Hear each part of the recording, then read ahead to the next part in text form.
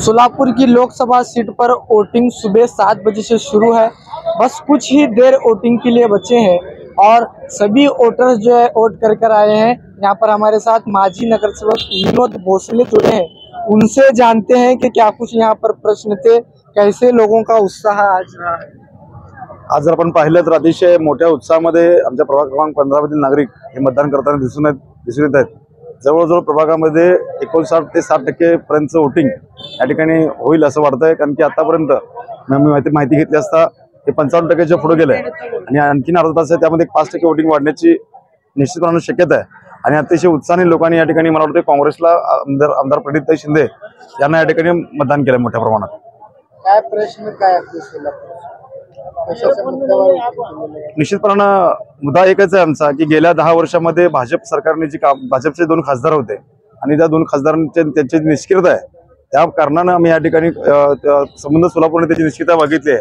आणि स्वतः आम्ही आमचा प्रभाग क्रमांक 15 हा सोलापूर शहर मध्ये येतो आणि गेल्या 3 टर्म म्हणजे जवळजवळ 15 वर्ष आमदार प्रणितताई शिंदे या भागाचं नेतृत्व करतात आणि नेतृत्व करत असताना या भागाचा विकास अतिशय मोठ्या प्रमाणावर त्यांनी केला आहे आणि निश्चितपणे त्यांना खासदार निवडून दिल्यानंतर मोठ्या प्रमाणात विकास होईल आणि या विकासाच्या मुद्द्यावरच आम्ही सर्वांनी या प्रभागातील नागरिकांनी या ठिकाणी मतदान केलं। काय सांगाल, कशाच्या मुद्द्यावर आपण हेच मुद्दा, आमदार दोन्ही खासदार कुठल्याही प्रकारचं काम केलं नाही आणि जनमानसामध्ये सगळ्यांचं महागाईचा मुद्दा आहे, शेतकऱ्यांचा मुद्दा आहे, कांद्याचा मुद्दा आहे, निर्यात बंदी बंद केले, शेतकऱ्याच्या खतावरती जीएसटी लावले, ट्रॅक्टरवरती जीएसटी लावले, त्यामुळे शेतकऱ्यापासून सगळ्या सामान्य जनतेपासून सर्व लोक नाराज आहेत। त्यामुळे या बारीला प्रणितताई हमखास निवडून येणार हे 101% खरं आहे। आपण मतदान केले का? केलंय मतदान केलेलं आहे मी, पण काय मुद्दे होते, काय मुद्द्यावर आपण मतदान केलं? 10 वर्षामध्ये भाजप सरकारने काहीच काम केलेलं नाही। भाजप सरकारने स्मार्ट सिटी केलं म्हणतात, स्मार्ट सिटीची बकास सिटी झालेली आहे।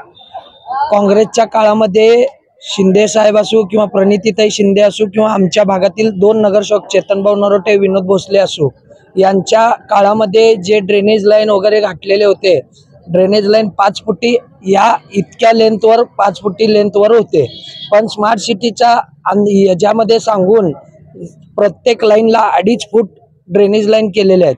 पावसाचं पाणी आलं की 2.5 फूट लाईन मध्ये 2.5 फूट ड्रेनेज मध्ये पाणी पण एवढं बसू शकत नाही। त्या पाण्यामुळे सर्वांच्या घरामध्ये पाणी जातं पावसामध्ये। अजून दुसरीकडे स्मार्ट सिटी सांगायचा, नागरिकांचे हाल करायचं, हेच फक्त मोदी सरकारचा मुद्दा आहे। आपण काय मुद्द्यावर विकासाच्या मुद्द्यावर आम्ही मतदान केलेलं आहे। काय सांगाल सर? गेले 10 वर्ष सोलापूरमध्ये लोकसभेच्या माध्यमातून कुठलाही मोठा फंड आला नाही, कुठलाही मोठे उद्योग आला नाही, त्यामुळे आम्ही 10 वर्ष वाट बघितली आणि यावेळेला त्यांना धडा शिकवलेला आहे भाजपला। यावेळेला प्रणितताई शिंदे निवडून येणार 100%। हो, जरा असं सर्वांना मतदान केलेत का?